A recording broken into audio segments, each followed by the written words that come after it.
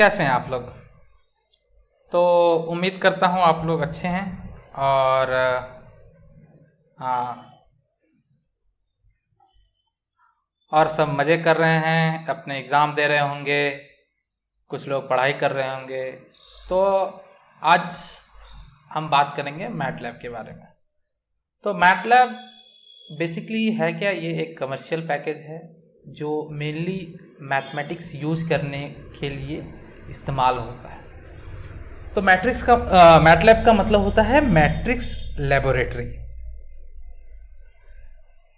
तो एक चीज, अगर आप कोडिंग के बारे में, अगर आप सीएस स्टूडेंट सुन रहे हैं, अगर कुछ लोग वो सुन रहे हैं जिनको कोडिंग के बारे में पता है, तो मैं उनको बता देना चाहता हूं कि मैटलैब में सारे चीज इनिशियल, जब आप कुछ भी डिफाइन करते हैं, कुछ भी आप डिफाइन करते हैं, तो वो एरे की तरह लेता है, उसको वो मैट्रिक्स के फॉर्म में लिखता है। बेसिकली मैटलैब का जो स्टार्टिंग हुआ है, या जब से स्टार्ट हुआ है, मेन पर्पस ये है कि आप कोड पे फोकस ना करके आप मैथ पे फोकस करें। तो उस केस में आप क्या करते हैं, आपका फोकस मींस आप डिफरेंट लाइब्रेरीज यूज करते हैं। सबसे पहले तो आप डिफरेंट लाइब्रेरीज यूज करते हैं, आप लीनियर अलजेब्रा यूज करते हैं, आप कॉम्प्लेक्स एनालिसिस यूज करते हैं, उसके बाद डिफरेंट प्लॉटिंग टूल यूज करते हैं। तो मैटलैब में सारे लाइब्रेरीज इनबिल्ट हैं। अगर आप पाइथन में बात करें तो आप जैसे नमपाई यूज करते हैं, अगर आपको लीनियर अलजेब्रा कैलकुलेशन करना है नमपाई यूज कर रहे हैं। अगर आप लिनक्स सिस्टम यूज कर रहे हैं ऑलरेडी बैश स्क्रिप्ट में, तो आपका ऑलरेडी लाइब्रेरीज आप इंस्टॉल करते हैं, जैसे FFT लाइब्रेरी यूज करते हैं आप, लैपैक डी स्केलपैक लाइब्रेरीज। अगर आप ओपन MPI यूज कर रहे हैं, अगर आप इंटेल की MPI यूज कर रहे हैं पैरेलल कंप्यूटिंग के लिए, तो आपको इंटेल की लाइब्रेरीज यूज करनी होगी। MKL लाइब्रेरीज आप लोग यूज करते हैं। तो जो नहीं सुने हैं ये सारे वर्ड, उनको घबराना नहीं है। मैं बहुत अच्छी तरह से बताऊंगा आपको कि आपको घबराना नहीं है। कुछ बेसिक से स्टार्ट करूंगा। तो पहले चीज़ ये जान लीजिए कि मैटलैब C में लिखा गया है, C++ में लिखा गया है, और इसमें लाइब्रेरीज इनबिल्ट हैं। आपको C की तरह हैज इंक्लूड studio.h और हैज इंक्लूड conio.h नहीं करना है। आपको ये लाइब्रेरीज पहले से इंक्लूड हैं। आप कुछ भी लिखना स्टार्ट करें वो एज ए, सबसे पहले उसको, अगर आप सिंगल इन्वर्टेड कोमा में लिख रहे हैं तो वो स्ट्रिंग उसको समझ लेगा कि ये स्ट्रिंग है। अगर कुछ भी नहीं लिख रहे हैं, नंबर ले रहा है, तो वो ऑटोमेटिकली उसको एज ए, इसमें वेरिएबल डिफाइन होता है, एज ए डबल लेता है। तो ये एक कमर्शियल पैकेज है, इसके लिए आपको पे करनी पड़ती है। दूसरी बात, कोई भी किसी भी टाइप की फाइल का एक्सटेंशन आप इसमें इनपुट कर सकते हैं। .csv आप इंक्लूड कर सकते हैं, .txt इंक्लूड कर सकते हैं, .xls, .dat आप सारे यूज कर सकते हैं। उसके बाद आप क्या करते हैं, आप डिफरेंट फंक्शंस यूज करते हैं। जैसे आपको साइन निकालनी है तो आप साइन ऑफ x या साइन ऑफ 45, साइन 60, ये सारे यूज करते हैं। कोसाइन यूज करते हैं, उसके लिए कॉस फंक्शन यूज करते हैं। अगर नंबर नेगेटिव है, उसकी एब्सोल्यूट वैल्यू निकालनी है, तो आप ABS और उसके बाद उस नंबर को ब्रैकेट में लिखते हैं, मतलब एब्सोल्यूट वैल्यू निकालते हैं। तो ये सारे फंक्शंस ऑलरेडी मैटलैब के लाइब्रेरीज में हैं। इसके अलावा कुछ और अगर फंक्शन आपको खुद से बनाना है तो आप यूजर डिफाइंड फंक्शन सबरूटीन भी लिख सकते हैं। जैसे फोर्ट्रन में यूजर डिफाइंड सबरूटीन लिखा जाता है, पाइथन में यूजर डिफाइंड सबरूटीन लिखा जाता है, C में लिखा जाता है। उसी तरह आप मैटलैब में भी यूजर डिफाइंड सबरूटीन लिख सकते हैं। और इसके अलावा आप हर तरह के मैथमेटिकल कैलकुलेशंस कर सकते हैं। अगर आप मैकेनिकल ब्रांच के हैं तो आप फाइनाइट एलिमेंट एनालिसिस कर सकते हैं, आप कंप्यूटेशनल फ्लूइड डायनेमिक्स कर सकते हैं। तो उसके लिए आप डिफरेंशियल इक्वेशन सॉल्व करना पड़ता है। आपको डिफरेंशियल इक्वेशन में भी ऑर्डिनरी डिफरेंशियल इक्वेशन या पार्शियली डिफरेंशियल इक्वेशन सॉल्व करना पड़ता है। अगर आप इलेक्ट्रिकल के हैं तो इसके पास बहुत ही अच्छा एडिंग टूल है सिमुलिंक, जो काम आप आसानी से सिमुलिंक का यूज करके आप सर्किट ड्रॉ कर सकते हैं, पावर सिस्टम ड्रॉ कर सकते हैं। इवन सिमुलिंक का यूज तो इंडस्ट्रीज में बहुत ज़्यादा होता है। ठीक है, इसके बाद बात करते हैं आगे। तो सबसे पहले हम जो लोग नहीं पता है कि मैटलैब एक कमर्शियल पैकेज है, मतलब आपको इसके लिए पे करनी है। तो कमर्शियल पैकेज जो नहीं है, क्या आप अगर पे नहीं कर पा रहे हैं, आप अपना एफर्ट नहीं कर पा रहे हैं, तो क्या आप इसके अलावा कुछ और कर सकते हैं? तो इनके अलावा अल्टरनेटिव है। आप जरूरी नहीं है कि आप मैटलैब कोड से ही आप अपने मैथमेटिकल प्रॉब्लम को सॉल्व करें।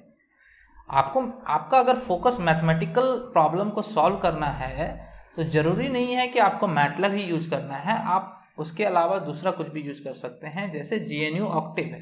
अगर आप लिनक्स सिस्टम यूज कर रहे हैं तो आप अपना सॉफ्टवेयर सेंटर में जाएंगे और उस पर अगर आप खोलेंगे तो आपको पता चलेगा कि आप GNU ऑक्टेव आप वहां से डाउनलोड कर सकते हैं। लगभग मैटलैब जैसा ही है, कुछ फंक्शंस, कुछ आपके कीवर्ड्स अलग हो सकते हैं। पाइथन यूज कर सकते हैं। पाइथन एक अलग लैंग्वेज है कंपेयर टू मैटलैब। लेकिन अगर आप बेसिक स्टार्ट करना चाहते हैं, जैसे मशीन लर्निंग सीखना स्टार्ट करते हैं, खासकर CSIT वाले जो भी हैं, जिनके फोकस रहते हैं हमको मशीन लर्निंग सीखना है, आर्टिफिशियल इंटेलिजेंस सीखना है, न्यूरल नेटवर्क सीखना है, तो मैटलैब एक बहुत अच्छा ऑप्शन है क्योंकि इनके पास इनबिल्ट टूल्स हैं। इसके अलावा क्या है कि बहुत सारे लाइब्रेरीज आपको पाइथन में मिलेंगे जो पाइथन में बहुत अच्छे हैं। और सबसे अच्छा बात है पाइथन का कि आपको जैसे वेबसाइट लाइक गिटहब में आपको मिल जाएंगे, जो लोग अपने प्रोजेक्ट करते हैं डाल देते हैं, आप उनसे कुछ बोरो कर सकते हैं। आपको कोड में अगर फोकस नहीं करके, बेसिक कोड पे नहीं, अगर प्रॉब्लम स्पेसिफिक सॉल्व करना है तो बहुत अच्छा ऑप्शन है कि आप ऑक्टेव पाइथन यूज करें। अगर मुझे पूछे तो मैं बोलूँगा कि आप मैटलैब से स्टार्ट करें and then you start switching to the Python में आपको स्विच करने में आसानी होगा। इसके अलावा सेज मैथ बहुत अच्छा ऑप्शंस है, फ्री मैथ है, आर प्रोग्रामिंग है, जूलिया है, साइलैब है, बहुत सारे ऑप्शंस मिलेंगे। ये सारे ओपन सोर्स पैकेज है जिनके सोर्स कोड अवेलेबल हैं ओपनली। नेक्स्ट, आप जब मैटलैब खोलेंगे तो आपको पता चलेगा कि उसके अंदर बहुत सारे टूल बॉक्स हैं। ठीक है, वो प्रोडक्ट हैं जिसमें आपको क्या करना है, आपको बेसिक स्क्रैच से कोडिंग नहीं करना है। आप उनके टूल बॉक्स को यूज करते हुए आप आगे अपना प्रॉब्लम स्पेसिफिक काम कर सकते हैं। जैसे सिमुलिंक है, मैंने बोला कि आप अगर मैकेनिकल के बंदे हैं तो आप इंडस्ट्री के लिए अगर आपको फ्लो चार्ट यूज करना है तो आप एक्चुएटर, सेंसर्स, पंप वहाँ से ले सकते हैं। अगर इलेक्ट्रिकल के हैं तो सर्किट बना सकते हैं, 3 फेज AC मोटर्स वो कर सकते हैं, फिर फ्लो चार्ट बना सकते हैं। इवन इलेक्ट्रॉनिक वाले आप क्वाडकॉप्टर को भी डिज़ाइन करके आप वहाँ पे रन करके आप सिमुलेट कर सकते हैं। तो ये ऑप्शन है आपके पास मैटलैब में, आप इतना कर सकते हैं। अगर आपको मतलब अभी भी इसकी कैपेबिलिटी का एहसास नहीं हो रहा है तो आप सेकंड वीडियो देखिएगा इसके बाद, जिसमें मैं कुछ कोड रन करूँगा। वो कोड उसकी कैपेबिलिटी बताएगी कि मैटलैब की कैपेबिलिटी क्या है। मैं बहुत ज़्यादा समय नहीं लूँगा, थोड़ा सा ही समय लूँगा जिसमें आप उसकी कैपेबिलिटी को जान पाएंगे।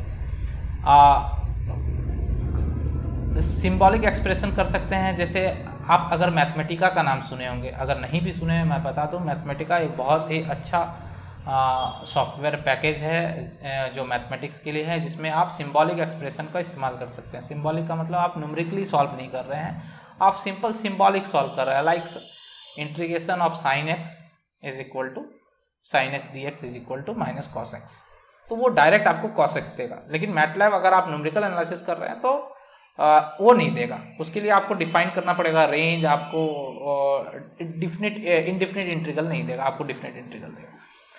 दूसरा बात करते हैं, लेकिन एक टूल बॉक्स है, सिंबॉलिक मैथ टूल बॉक्स है ऑलरेडी मैटलैब में, तो मैटलैब के अंदर भी कैपेबिलिटी है, सिंबॉलिक टूल बॉक्स का यूज आप कर सकते हैं। लेकिन मैं आपको पहले ही बताऊं, ये थोड़ा स्लो है कंपेयर टू मैथमेटिका, ठीक है, in comparison to symbolic tool box. इसके अलावा स्टैटिस्टिक्स और मशीन लर्निंग के टूल बॉक्स हैं। आप EC हैं तो आपको एंटीना का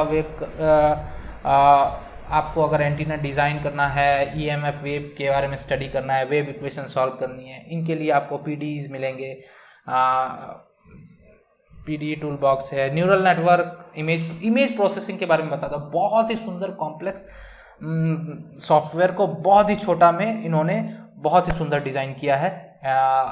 तो आप देख सकते हैं कि आप इमेज को कंप्रेस कर सकते हैं, इमेज का कलर चेंज कर सकते हैं, आप बहुत अलग तरह सॉर्ट अप कर सकते हैं। इसके अलावा आपको लॉजिक सिस्टम मिलेंगे, ऑप्टिमाइजेशन टूल मिलेंगे, बहुत सारी चीज़ आप कर सकते हैं। मैटलैब इंडस्ट्री में बहुत ज़्यादा यूज होता है, खासकर अगर आपके पास टाइम कम है कि आप स्क्रैच से स्टार्ट नहीं कर रहे हैं, मतलब आप जीरो से स्टार्ट नहीं कर रहे हैं, आपको जस्ट मैथ पे फोकस करना है, तो आप मैटलैब रेडी टू गो है। मतलब आप मैटलैब, अगर आपका ध्यान सही है तो आप MATLAB in a week you should be a good beginner in a week, अगर आप थोड़ी सी मेहनत करते हैं तो मैथमेटिकल पार्ट में ये ज़्यादा फोकस होता है, इसका फोकस कोडिंग पार्ट पे कम है। इसका फोकस इसलिए इसको उस तरह बनाया गया है हाई लेवल लैंग्वेज, ताकि आप फोकस कर सकते हैं। खासकर नॉन सीएस स्टूडेंट है जो सीखना चाहते हैं इनिशियली, उनको मैं बहुत अच्छा बोलूँगा कि आप स्टार्ट कीजिए मैटलैब से, उसके बाद बेटर है अगर आपको स्विच करना है लैंग्वेज तो आप स्विच कर सकते हैं। और सीएस स्टूडेंट, आईटी स्टूडेंट, इसी स्टूडेंट के लिए मैं पहले भी बोल चुका हूँ कि machine learning, neural network, artificial intelligence के बहुत सारे टूल बॉक्स हैं जिस पे आप इस्तेमाल कर सकते हैं, तो आप इसको यूज करके आप आगे काम कर सकते हैं। ठीक है, तो स्टार्ट करेंगे हम लोग। क्या करेंगे, शुरू में कोड देखेंगे, कोड देखने के बाद कुछ कोड देखेंगे, कोड देखने के बाद मैं कुछ एग्जांपल लूँगा, जैसे मैकेनिकल वाले के लिए मैं कुछ बीम में लोड डालूंगा, उसके बाद मैं दिखाऊंगा आप कितना अच्छा विजुलाइज कर सकते हैं। विजुलाइजेशन होना बहुत ज़रूरी है आपका, आप अगर इंजीनियर हैं तो आपके विजुलाइजेशन होना बहुत ज़रूरी है, प्रॉब्लम स्पेसिफिक विजुलाइजेशन होना बहुत ज़रूरी है। आप विजुलाइज कर रहे हैं प्रॉब्लम को, और विजुलाइजेशन एक अलग आइडिया देता है आपको प्रॉब्लम स्पेसिफिक सोचने के लिए। अगर आपको मेरी बातें समझ में अभी भी नहीं आ रही है तो आप थोड़ा वेट कीजिए, आपको सेकंड देखना पड़ेगा, सेकंड पार्ट देखना पड़ेगा, जरूर देखें आप सेकंड पार्ट, बहुत बेहतरीन सेकंड पार्ट है। ठीक है, और उसके बाद हम लोग थोड़ा डेमोन्स्ट्रेशन ऑफ कोड करेंगे, फिर मैटलैब को एज ए कैलकुलेटर किस तरह इस्तेमाल कर सकते हैं, क्या लीनियर अलजेब्रा बेसिक्स है। जो लोग अभी भी नहीं जानते हैं कि लीनियर अलजेब्रा क्या है, काइंडली गो टू इंटरनेट। आपको अपना मैथमेटिक्स सुधारना है, to be a good engineer you should know your math. अगर आपको मैथ आता है then coding is easy, if you don't know math, coding करके आपको कोई फ़ायदा नहीं है, आपको कोई मीनिंगफुल आंसर नहीं आएगा। उसके बाद डॉट पाई जैसे मैटलैब का स्क्रिप्ट होता है, उसी पाइथन का स्क्रिप्ट होता है, वैसे ही डॉट एम मैटलैब का स्क्रिप्ट होता है, आप ये सारे यूज़ कर सकते हैं। फिर मैं दिखाऊंगा यूजर डिफाइंड फंक्शंस कैसे बनाते हैं, इफ़ एल्स लूप वाइल कैसे करते हैं, और फिर हम लोग छोटे से तीसरे वीडियोज़ में हम लोग ये सारे देखेंगे। ठीक है, अभी के लिए रुकते हैं यहीं पे, तो फिर मिलते हैं सेकेंड वीडियो में, ज़रूर देखें सेकेंड वीडियो।